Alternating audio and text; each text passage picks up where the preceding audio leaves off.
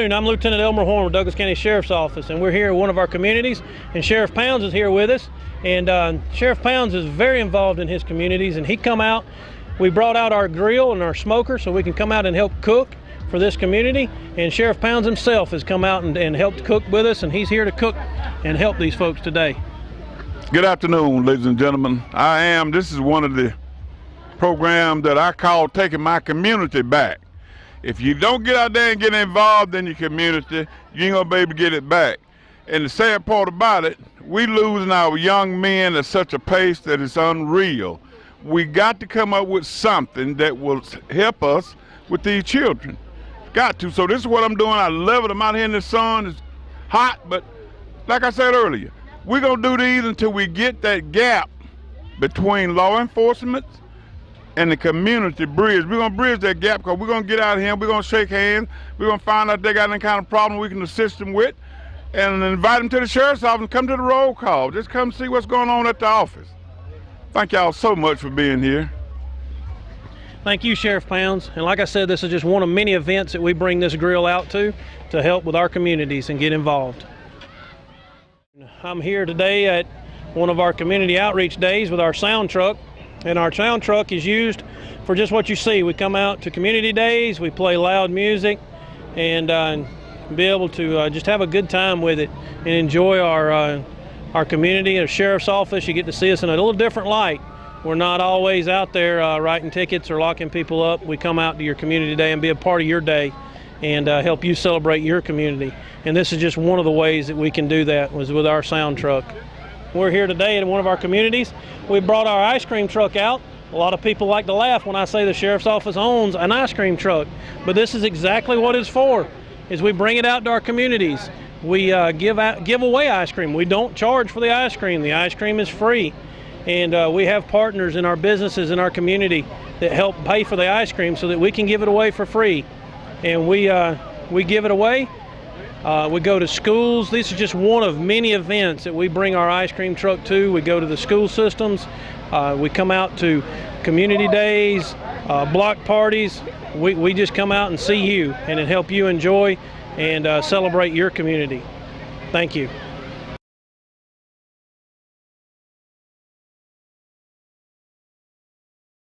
Hi, my name is Lauren, and welcome to TV 1061. Join our network and broadcast your film live across the continent.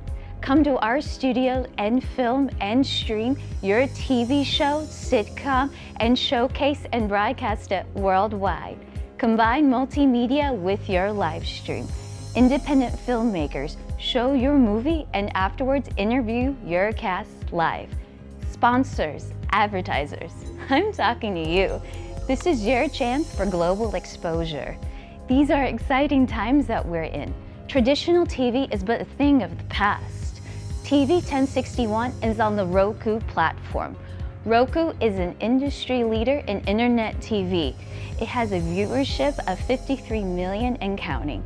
It is the most popular and fastest growing internet TV platform.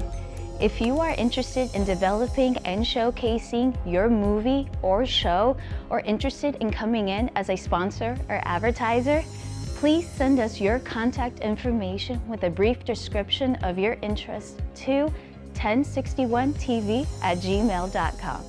Thank you. Hi, my name is Lauren, and welcome to TV 1061. Join our network and broadcast your film live across the continent. Come to our studio and film and stream your TV show, sitcom, and showcase and broadcast it worldwide. Combine multimedia with your live stream. Independent filmmakers show your movie and afterwards interview your cast live. Sponsors, advertisers, I'm talking to you. This is your chance for global exposure. These are exciting times that we're in. Traditional TV is but a thing of the past. TV 1061 is on the Roku platform. Roku is an industry leader in internet TV. It has a viewership of 53 million and counting. It is the most popular and fastest growing internet TV platform. If you are interested in developing and showcasing your movie or show, or interested in coming in as a sponsor or advertiser, Please send us your contact information with a brief description of your interest to 1061tv@gmail.com. Thank you. Hi, my name is Lauren, and welcome to TV 1061. Join our network and broadcast your film live across the continent. Come to our studio and film.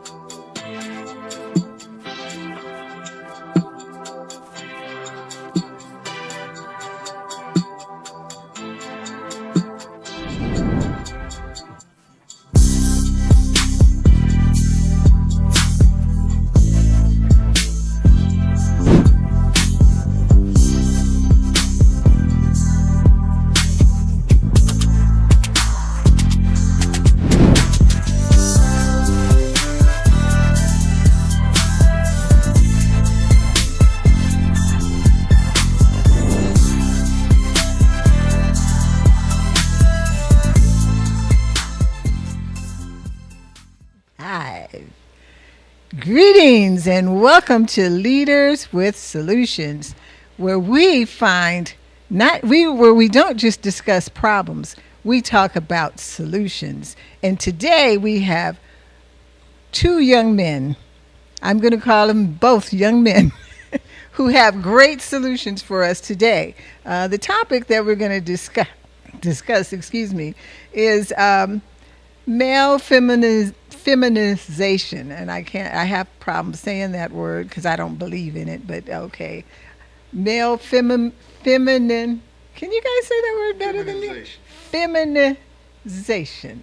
And actually, Francesca, it's the feminization of the African American male. Is this a myth or a fact?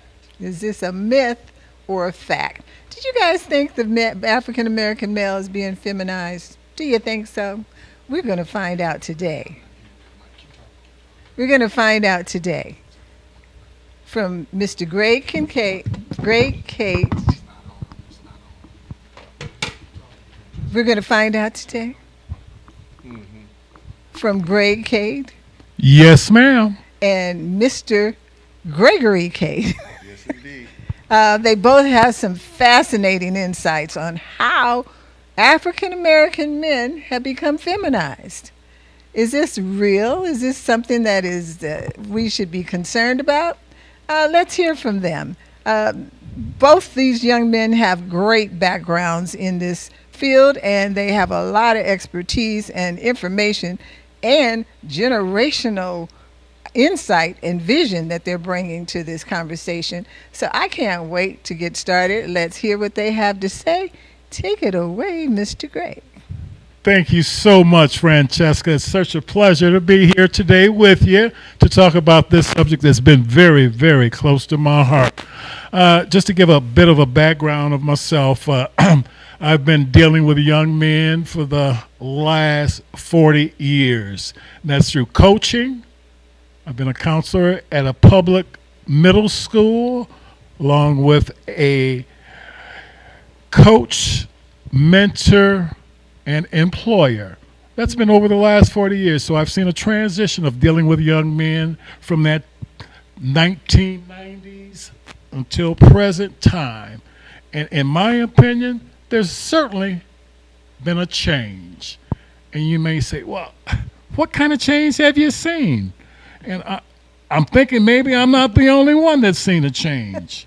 So when we talk about emotionally, hairstyles, dispositions, attitudes, a lot of different things that have changed. So we're not saying that everything has changed, but we know a lot of things have changed. And the main reason that I feel like they have changed is, unfortunately, when we look at single parent homes that are headed by females, unfortunately, we're looking at a situation where there are very few men in the household. So when you don't have a lot of male role models, you only have one perspective, and that is of the female. So the mom is doing the very best she can from what she knows, but she only can teach what she's been taught. And I don't think she's ever been taught how to be a man. So she doesn't know how to interject different things that a young boy needs to know in his upcoming to become the best that he can be. So that was the impetus of Ford Motor Company and the UAW putting me into the middle schools to give our young men a perspective of a male role model. So that was the role that I played going into the Detroit public schools and working with hundreds and thousands of young men. And it was an amazing experience for myself in dealing with them and them dealing with me. I was not the only one teaching. They taught me a lot. And learning, that's how it has to be. It's not a one-way street. You teach and you learn.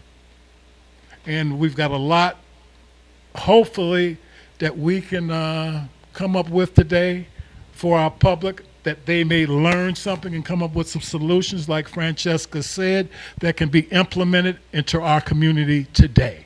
Thank you. Thank you. That's vision, wisdom, and generational health. Let me back up a little bit, because what we do here at Leaders with Solutions is we present the problem as we see it. We present the outcome of that problem, which we see in society and in our community, and then we present a solution. So if the audience listening to this sees some different comments that they want to make, some different input about maybe what the problem is, or how they see the problem, or some solutions that they may have had that maybe we missed, we welcome that in giving us a call. The number is at the bottom of the screen. Give us a call, and we'll take your questions, and we'll certainly be happy to discuss it with you. Now, we heard from Mr. Greg Craig. Now I want to hear from the younger Cade and see what he has to say from his point of view on generational feminization of African American men. Yeah, well, I see the same thing that my father sees, the generational switch with the children growing up in a single family home raised by single mothers, and what can we do about it? You know, I don't know what we can do about it.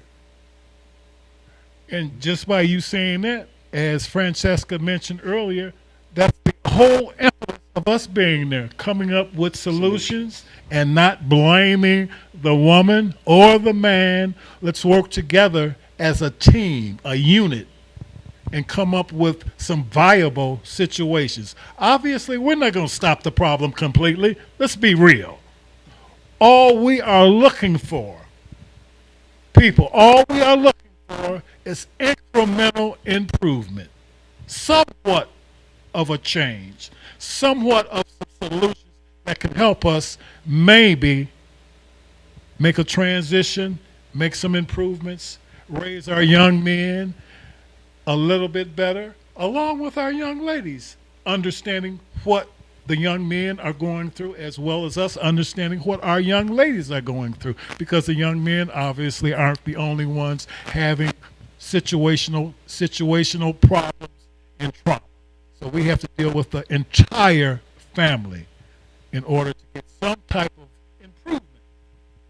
Right. We're not here to beat up on nobody. I just want to make that clear. We're just trying to give out some solutions. That's what we're trying to do. Absolutely. Okay, I was intrigued. We talked earlier, and I was intrigued in what you were saying about in the 70s, men braided their hair? I mean, because we haven't brought it up yet, but braiding hair, the braiding of hair, we'll speak to that a little bit, and then I'll come back. I'm glad you brought that up, Francesca, because I think I spoke to you early in regards in the 70s for those that were back around that time. The people that are getting their hair braided now weren't the first ones. We were getting our hair braided. But the only thing with the men back then, we didn't go outside with our hair braided. And why didn't we? Because we had fathers, uncles, grandfathers, mothers. I don't think that's appropriate for you to go outside. Why? Because you look like a female. For whatever perspective they came from, that's what they told us. And we did not go outside with our hair braided like that.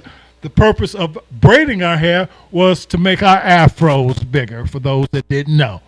To blow that afro out. So we braided our hair, and after we took it loose, our afro was the bomb. But again, we did not go outside with that braided. Furthermore, when my mom saw my sister braid my hair, she got a bit perturbed. She says, "Is that all you have to do with 3 or 4 hours?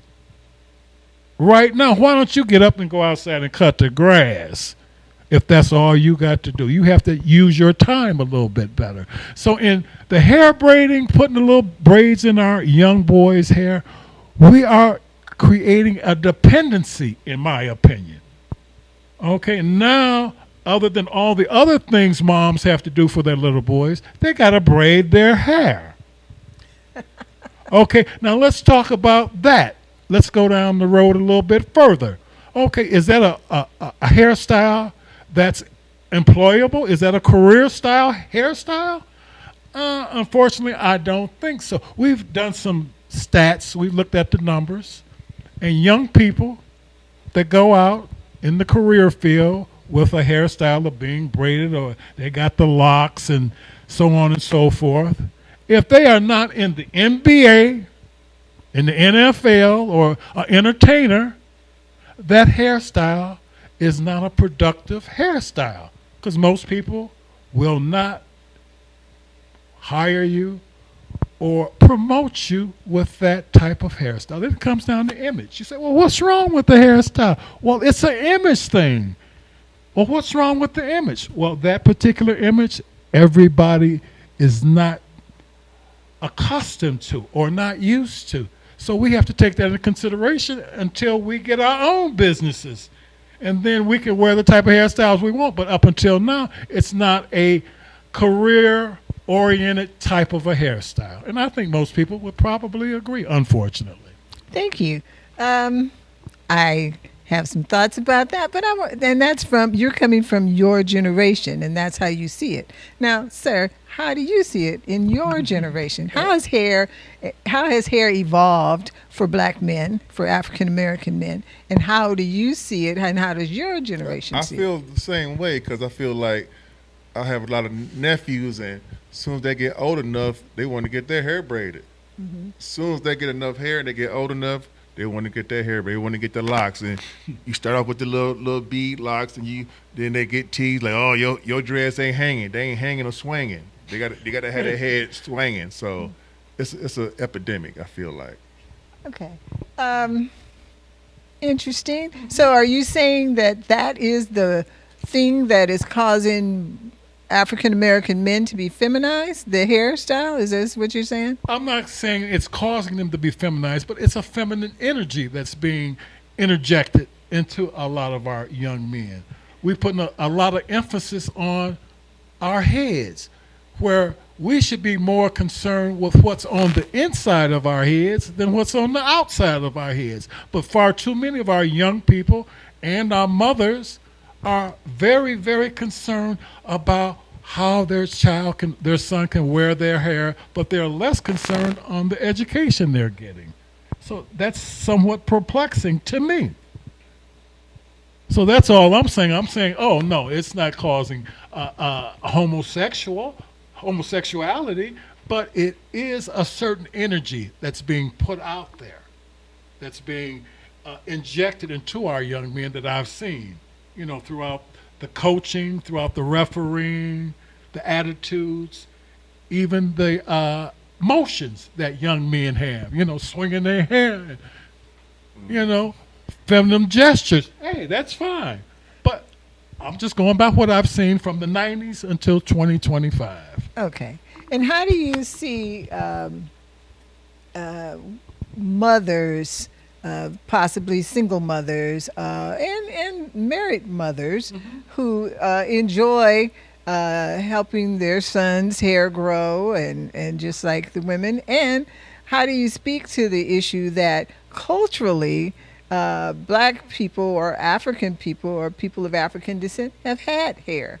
I mean, in Africa, we had long hair. Locks are a traditional thing. It's not something that just happened.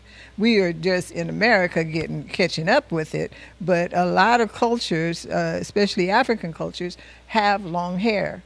And the men have hair and the women have hair. And it's been a cultural thing. So how do you speak to that? And how do you speak to women who are looking at it from that point of view? And saying, oh, having locks is that shows that you are proud of being a black man or proud of your heritage. How do you speak to that? That's an excellent question, Francesca. How do I speak to that? I think I kind of mentioned it earlier. Do we have that same energy for education in their heads? We got that energy on, well, how the locks should be done, and are they reading any books?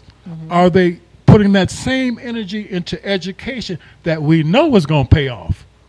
Because what's the benefit of having locks? I mean, are locks going to get you a job? I think not. Is education possibly can get you a job? Yes, it can. Can education take you a lot further than some locks? I think it will. Okay, so we have to look at what's more valuable to our young boys. And having locks and braids in their hair brings little value, in my opinion, to them opposed to education and knowledge. Okay. Greg, from your generation, from your perspective, how do you see that? I totally agree. I totally agree. Because I feel like that with the women too. Men and women, they spend so much time with their hair. If they spend half their time on their brain or doing anything else, the society would be a whole lot better. So it could be that if you're determined for your sons or your daughters to have braids, long hair, whatever, it does take a long time. Maybe it should be a requirement, parents, that they should be reading a book while they're getting their hair done, getting their homework done. They shouldn't just be sitting there spending that time, because I, as a woman, have been to the hairdresser many times, and I hate just sitting there. So when I go to the hairdresser, I take a book, I take my work, I get something done. And this could be, since this has been an African tradition to work in the hair, this is actually an African tradition for the child to sit among the mother and get their hair done. This is an African tradition. You can look it up. And it's a bonding tradition. And since that is a bonding tradition, why don't we add another dimension to it based on what these two young men are saying, is have them read something or have them do a project or have them have a discussion. That's another thing that we used to do back in the day when we all sat around and my mother did my hair and we all talked. Absolutely. That was the best time to get inside your child's head, not just on top of your child's head, but inside your child's head and see what's going on with them. Sounds like a solution. Have those conversations. That's a great solution, Francesca, in my opinion, for the young ladies. Now, the boys need to go to the barber shop where the men are at and have discussions, not sitting between their mama's legs and getting their hair braided. They need to be around other responsible, mature, grown men. And getting that type of knowledge, in regards to, like, can your mama teach you how to shake a hand? That's nothing that she knows about. Eye contact, speaking up. These are things that men need to be teaching our young boys. But the bonding aspect is totally spot on that you said in regard to the young ladies. But there are other avenues I think that the mom would be able to bond with the boys, opposed to sitting between her legs, putting braids in his head and little beads. That's just my opinion. Because what that does to me is, furthermore, let me also interject this. Now, a lot of our young men are out there purchasing other materials. I'm pretty sure some of those dreads have some other materials in them. Am I correct? Am I right or wrong? Like what? What do you mean? I mean, like some bundles, braids and bundles. They bundle and make the hair, dookie braids and so on and so forth. And, obviously they didn't just grow that hair in the 6 weeks. There's some other materials that they're buying. Oh, like they're adding to their natural hair? Yes, I think we all know they're adding. And I just want, well, where are they getting the stuff that they're adding from? Where are they getting that from? I think another race of people are manufacturing that. And they're selling that to us. And we're the only race of people that add some fake materials to our head to enhance it. If there's another group of people, let me know, because I might have missed them. But up until this point, I think we're the only group of people that buy plastics and other toxic materials and braid into our hair from other people, and they end up profiting tremendously off the styles and the swag that we are trying to get. Okay. So I think we may need to examine that as well. So again, let's go back. Are you saying that the manipulation of hair for men is problematic as they go forth in society? Absolutely. Okay. And are you also saying that the bonding effect that takes place between a mother and a child, male or female, during the processing of hair, is it something that shouldn't happen with boys? Is this what you're saying? I think you're spot on. I think there's other places that boys need to be in to get their hair taken care of that are around other men. Okay. And I'm interjecting my thoughts Absolutely. as a woman. And I'm going to say, I agree with you. And I agree that the barber shop and the beauty shop is a strong part of our culture. And a lot of conversations take place in both those places. They're a staple in our community, and it is important as a rites of passage to go there.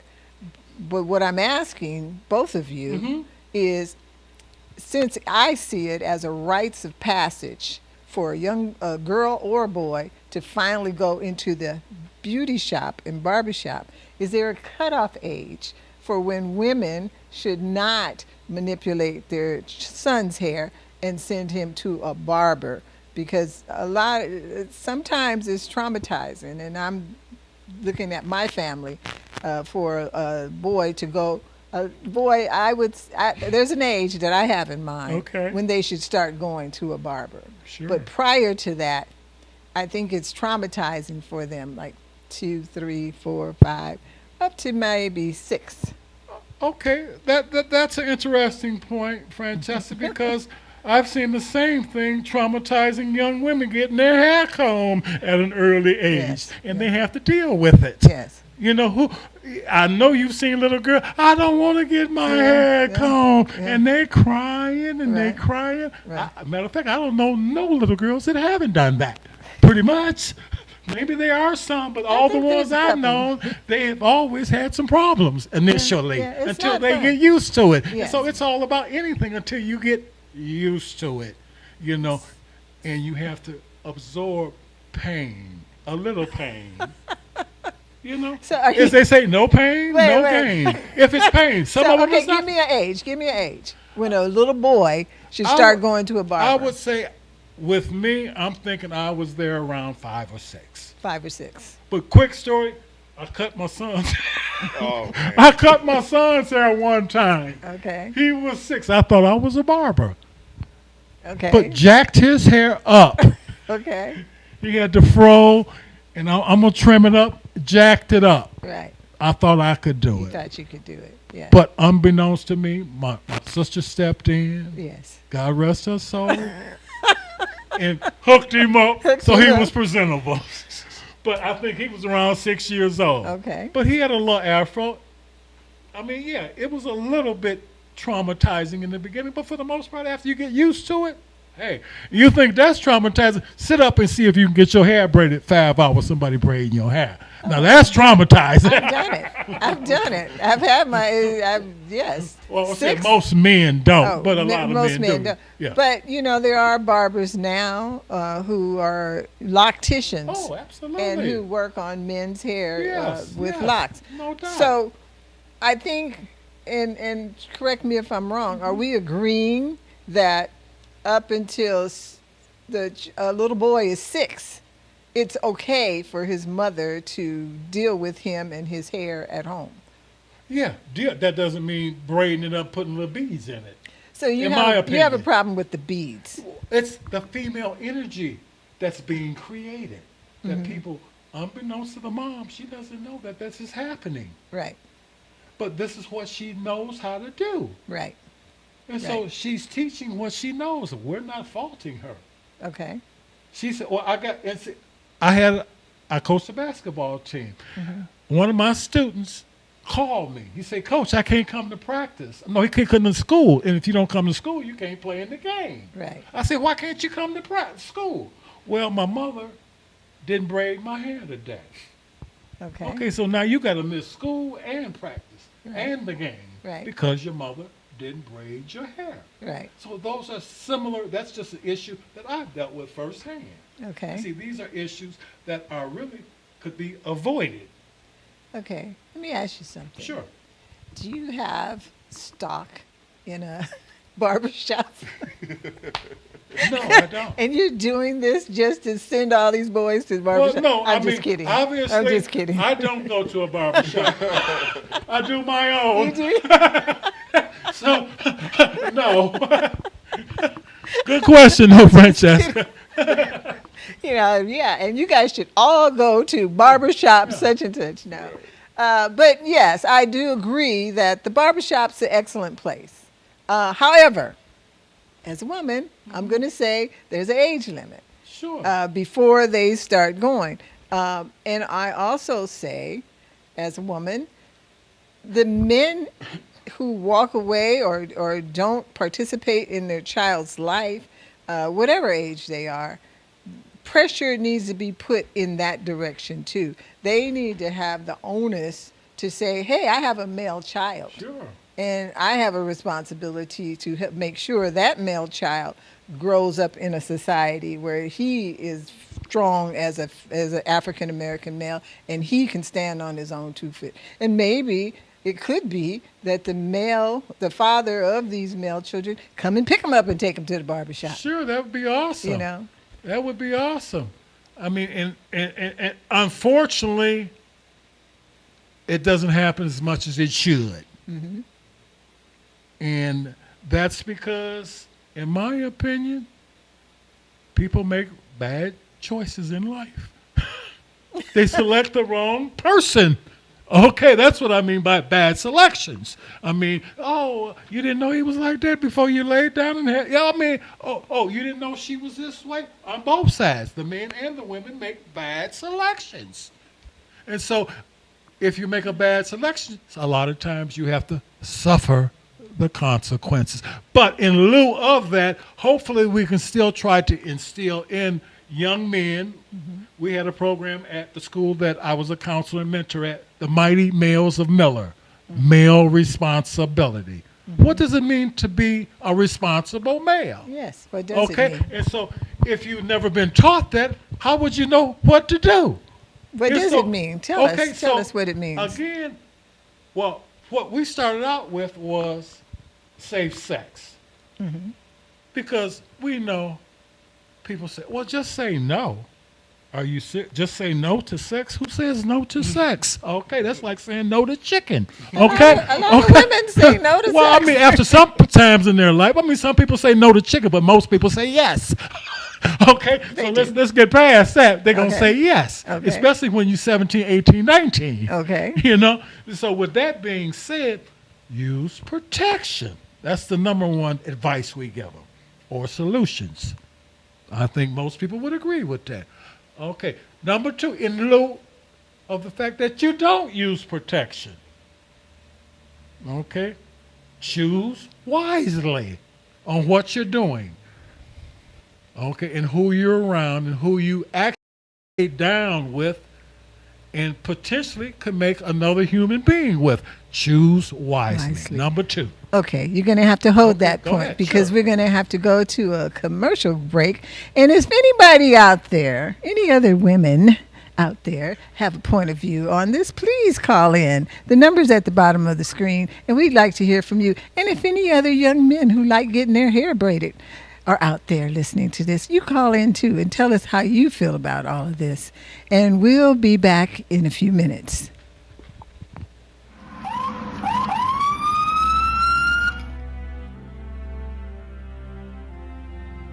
Hi, I'm Chief Gary Sparks with the Douglasville Police Department.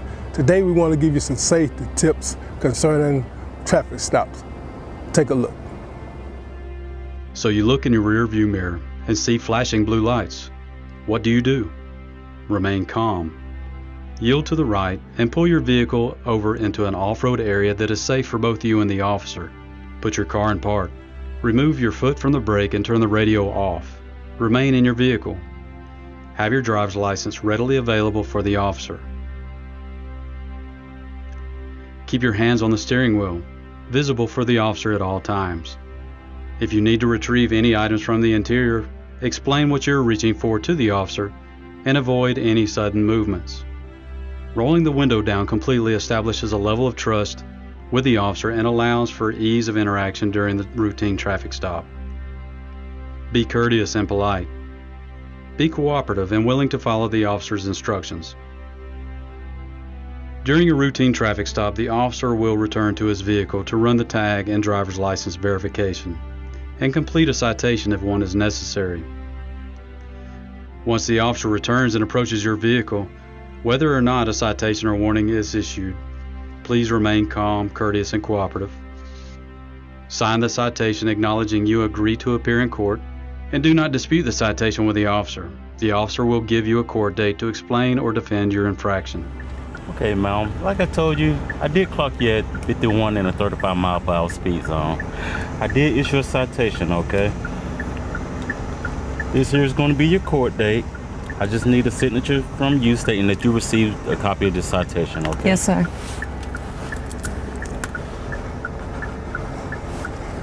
Thank you. All right. Here's your driver license. Thank you. Along with a copy of the citation, okay? You have any questions or concerns for me? No, sir. Okay, well, you have a nice day, okay? Thank you. You Thank too. you. Following these few simple steps will help ensure a safe interaction for both you and the officer. I hope these few tips help you as it relates to dealing with law enforcement and traffic stops. Not only in traffic stops, but in all encounters with law enforcement. We hope that all our encounters are safe for the citizens as well as for our officers. Again, we want you to be safe, and if you have any problems with the Douglasville Police Department, don't hesitate to give us a call and make your concerns known. I would add that Georgia is a right to carry state, and we hope that if you are carrying, that on these traffic stops and all encounters, please let the officer know that you are carrying. This will ensure your safety and our officers' safety. Thank you, may God bless you, and may God keep our community safe. We are one.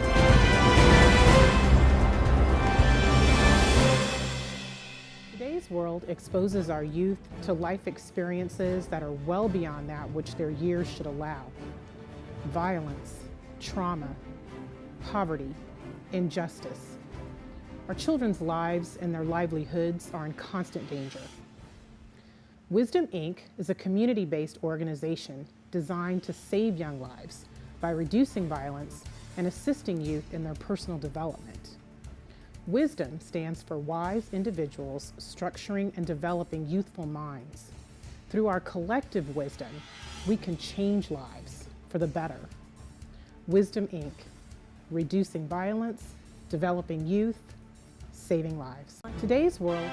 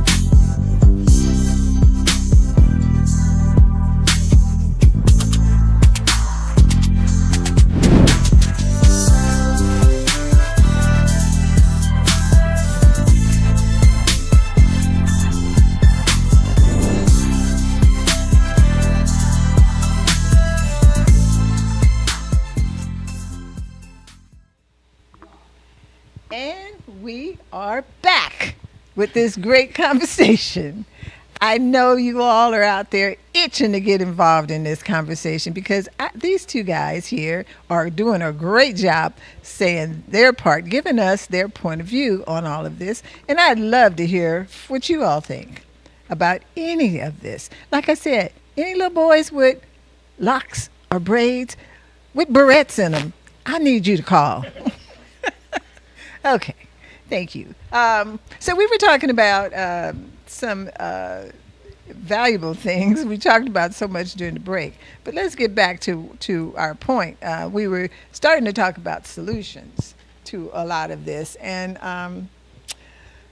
the topic is the feminization of the African American male, and there's other ways that the African American male, I believe, from a woman's point of view, have been feminized and is being feminized. And I don't agree that this is happening to them. This is what I say. I say they are making a choice based on what they see in society. And this is the point I would like you guys to address.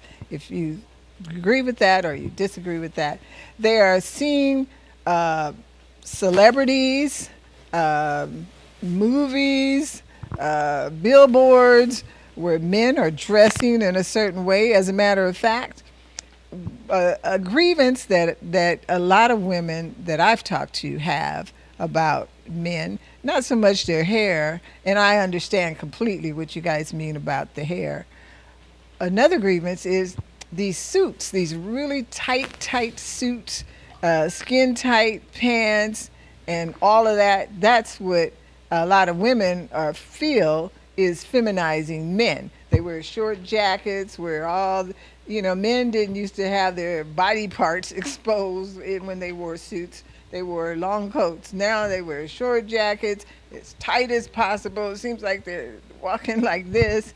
And that, to women, looks feminine. What do you guys think? I think I've seen some of the same thing. My son has sent me over some pics of models, other celebrities with the skirts, the long dresses. And they're saying, oh, well, this is just a fashion statement we're making. Well, as a role model, it's more than a fashion statement to a lot of young people because, unfortunately, as we said earlier, African American males don't have a lot of male role models. So the ones that they see, they take to heart. I guess that's my overall spiel. But a lot of those styles, again, Francesca, in my opinion, come from the feminization of the African American male. The energy that they pick up in the homes being raised up by predominantly women, big mama, their sisters, their aunties, with no men in sight. So where do they get the male perspective from? The male styles from? That's a question we may need to ask. Just like the purses, they call them man purses now. Just because you put the word man in front of it, it's still a purse. And they got all these celebrities wearing it, carrying them around, and all these celebrities who look up to them. Mm-hmm. Our kids look up to them. So they want to have the little dresses and the little short stuff and the purses. And it's affecting our children. So is it let me say this, a lot of the fashion, or majority of the fashion traditionally has been, the designers have been gay men. So is this a fashion statement that is the problem, or is this some choices that people are making based on what they see, or is it really men choosing to explore the notion of dressing and fashion and differences the way women are? Is this something that men or young men are saying, hey, you know, we never really had a lot of clothes in our section. Now we do in the stores. I have a son, and when he was little, I take him to the store. This male section was this big of clothes, and the women's section was this big. And I used to think, this is unfair. Mm-hmm. Why don't the men have choices? Why don't they have colors? Why don't they have nice shoes the same way the girls do? And so that has evolved into what we see now. Now you see male sections in the department stores or even online. Huge. Absolutely. I mean, so many choices. And so maybe at this juncture in society, people have said, oh, well, there's an equal opportunity for men to dress and have fashion and have different choices and selections just like women. Maybe men are seeing it that way. Like, I'm not feminized, I just have choices, and I like looking at myself in the mirror, and I like dressing nice. What do you say to that? Well, in my opinion, what you just mentioned there, you're 100% correct as far as the marketing. Mm-hmm. We call that marketing. And marketing is, can we make some more money? If we have not explored this particular venue, that venue being men, let's expand their selections now. Mm-hmm. When we do that, that means more money for us. Right. And so that's always the bottom line. Right. Is money. Right. What can we do to expand the collection, the selection for men so that they will buy more? Right. And so that's what we're under now. So again, they know as African Americans that we're very particular about fashion and about spending. Mm-hmm. So they try to hit a certain niche in our community that can expand and make more money. Right. As a people that generate 1.5 trillion, that's with a T. Mm-hmm. And we only maintain less than 5% of that 1 trillion in our community. They know that we are a commodity. And so whatever it takes to market to us, that's what they do to make more money. And so if that means, hey, we're going to make some dresses for these guys, some purses, some high-heel shoes, we're going to put some more earrings, we're going to change the studs, the hoops. Hey, let's get some diamond gold grills, okay? Let's put some diamonds on our ankles and our nose. Yeah. Whatever it takes to make money, that's what they're going to do. Yeah. The powers to be, the media, so the marketing machine. The question remains, is it the male becoming more feminized as a choice, or is it marketing? Is it them finally having the opportunity to dress in assorted fashions and be a peacock just like the women? Excuse me for not answering your question, Francesca. It's a combination of both, of all three. Thank you. They don't come with one shot. They got a All barrage all of different things to entice Yeah. people. In marketing, some people are kings. And so we have just to be aware of the marketing machine out here that's influencing our young people and who owns these marketing venues. So we started at the very beginning talking about generational problems. We started talking about generational problems. And so if, let's say this is a marketing ploy, let's say that is the problem, and that men have felt, let's say, left out of the fashion world. Left out of choices, left out of opportunities to be a peacock and to flaunt themselves in front of a mirror, in front of society. Let's say that's been a choice. I mean, that's what's happening. Generationally, what's that going to look like? The men having all these fashion choices, hair, clothes, purses, shoes, all of it. Now they have all these fashion choices. Where do you see that going in the future? I see it where it is now, like you brought up earlier, or the men are, or was it during the break? The men are wearing the tight clothes and the tight suits, and the women are wearing loose stuff, loose clothes. Now it's kind of like switching, making the opposite now. Yeah, yes. Good point. You know. So, Heidi, what is going to be the outcome of this? Like 10 years from now, what's going to happen if men have all these fashion choices that are made by gay men, let's say gay men? What's going to be the outcome? What is society going to look like? What is the black community going to look like? Well, again, that's why we're here today doing this podcast, because we're trying to alert our community of the influence of femininity on our boys without any masculinity influence. Because in any union, there has to be balance. And I think most people know that. Unfortunately, that's not what's happening in our community. But again, we're looking at solutions. And one of the solutions that you spoke of earlier, Francesca, was, hey, we need to get these fathers more involved in the children's life. That's number one.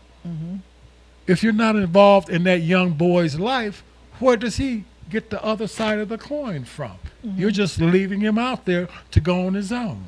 Because nowadays, unfortunately, back in the day, I should say, there used to be grandfathers. Oh, well, your grandfather will help you. Go to your grandfather. Now, 2025, there are not a lot of grandfathers out there left. So that means there's no fathers, no grandfathers. So where the heck do you go to get that influence of the male? I have an answer. The barbershop. Well, now that can help. So maybe That could help. as a solution, we should have people like you who are mentors and the whole gamut to be in barbershops. Maybe that should be part of what a barbershop is. You should have a elder gentleman mentor in the barbershop. You should have a younger mentor, and these people should be getting paid to do this job. You bring if you're a single mother and you're bringing your young boy whose father is not in his life in any way to the barbershop, got mentors waiting there to talk to him. That is an idea. But foremost, I think there should be more males in the educational system. Bottom line. Bottom line, again, that's where or why Ford Motor Company and the UAW put us into the school system, because there were so few male role models in the system. And the late, great Ernie Lofton and Pete Postello, the vice president of Ford Motor Company, felt like it was time to help our young men and young ladies understand the connection between school work and real work. And what does it mean to get job ready? Okay. What does that mean, job ready? You were starting to talk about the pillars of what makes a man and what makes which you taught in your program. What were those pillars? Excuse me. When we talk about, thank you for reminding me, male responsibility. Again, we talked about safe sex being number one. Okay, making the correct choices. Okay, in the event that that goes awry and something does come about where you create a life, you are responsible. And what does that mean, being responsible? How do you be responsible? Well, first of all, you have to have some income. Okay, so you have to be a responsible man. We call them GAMs. GAMs? G-A-M. Okay. And that acronym stands for, you have to be a grown-ass man. Okay? I love your At acronyms. 18, you have to start being a GAM. Okay? And what does that mean? What are the virtues of a GAM? Yes, please Okay, tell so us. we want to talk about, my son and I talk about this all the time. Number one, self-preservation. Well, Dad, what you mean, self-preservation? You got to take care of your body. You got to take care of yourself. Health. You can't be broke down and expect to help somebody when you broke down. So you have to set an example health-wise and keep yourself in shape. Number two, you have to be financially and mentally. Well, we're going to say you need to be in shape mentally, physically, and financially. Okay, mentally, you got to keep on learning, trying to learn something new on a daily basis. Financially, obviously, you have to have income, okay, to provide for your family. Spiritually, you have to be able to be open, not to be just a one-way thinking person. It's my way or the highway. And so you have to be all three of those to be able to go into society and achieve. And so those were basically the four principles that we stressed. There are others, but those are the four that we really stress. First of all, hey, you have to take care of yourself, self-preservation. Okay. That's number one with anybody. Okay. Man, woman, whoever. Take care of self first. Okay. That's why on an airplane, the air mask drop down, they tell you to put it on yourself first. Okay. Then take care of your child. Okay. So you are number one. Okay. Number two. Educate, you got to have income. How can you take care of somebody if you're broke? Okay, are you in and out of jail? You're not accepting your responsibility. Number three. Number three, which is in couple with, we talk about spirit, Sorry. health. No problem. I'm just choking you up with these things. Choking me up. You're choking me up. Oh, my God. And the one I did forget, Francesca, I'm glad you had me go back over that, was what are you committing to the community? What are you giving back to the community in a positive way? So when we look at those attributes, you become a GAM, a grown-ass man. Can I add one? Yes, ma'am. You should be so loving of yourself that you will not allow somebody or something to take something from you, which is the most valuable thing you have, is your sperm or your egg, to create a child. That is the highlight of your life. And if you have that to give, you should make sure the person who receives it is worthy of it. Number four. I'm going to have to give you a high five on that, Francesca. I couldn't have said it better myself. Okay. Oh, my goodness. That is totally spot on. Men need to be taught that just as Absolutely. women are taught. Your egg is very, very valuable, and your sperm, people will buy eggs.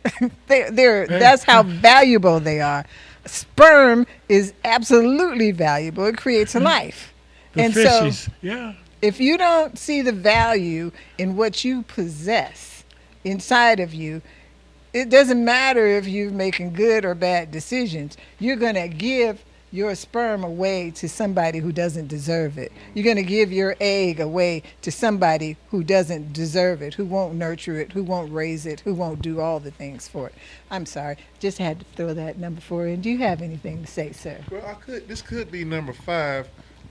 I don't mean to beat up on the women, but I hate it when women use the kids as a pawn, like for money or something like that. Don't allow the father to see the child and do his job. I don't like that. I agree, and I think that goes back to they don't value what they produce. Choices. They don't value the egg, the sperm that produced that child. They don't see the child as the gift. They see the child as a pawn. As a money grab. Yeah, and so we're not taught that in school at all. No. We're taught safe sex, but we're not taught what that sex creates and how valuable that is. And so that too is, we'll throw yours under number 4. 4A. because if you don't know the value of what you possess, yeah, you're going to use it as a pawn. You're going to use it the way society tells you to use it. You're going to use it as a benefit, not as something that you had the honor to give birth to and raise. And yes, and nurture it. Every child needs his father and mother. And a mother. Father and a mother. Now, Okay. real quick, Francesca. Yes. Can we just go over some of the solutions that Solutions, we came yes, up with? please. You start and help us out and set that up for us. Okay. We are called Leaders with Solutions. We don't just sit here and talk about stuff ad nauseum. We come up with solutions. If you don't agree with our solutions, that's fine. Give us some of yours. We'd love to hear them. But today we have people, two young men, 2 stately men, 2 visionary men who came up with some solutions. And you can lead us off with what your solutions are that you came up with. Thank you, Francesca. First of all, we're here again just to recap the feminization of the African American male. Is it a fact or a myth? Okay, we feel like the number one thing that we can do, we talked about it's kind of controversial. Stop putting these little braids and these beads in these young boys' hair. Okay, because in my opinion, you are giving off female energy. You're setting them up for dependency for another female to have to do the same thing. In conjunction, young men that come up with this particular hairstyle, the statistics bear this out, are lower paid young men, unless, of course, you happen to be a football player, a basketball player, or entertainer. Other than that, you will be earning less than $35,000 a year. It's a fact. Okay, number 2, when we look at solutions, Francesca mentioned earlier, be selective. And just be selective of what you do. Okay, number 4, okay, men, we have to get you in playing a better role.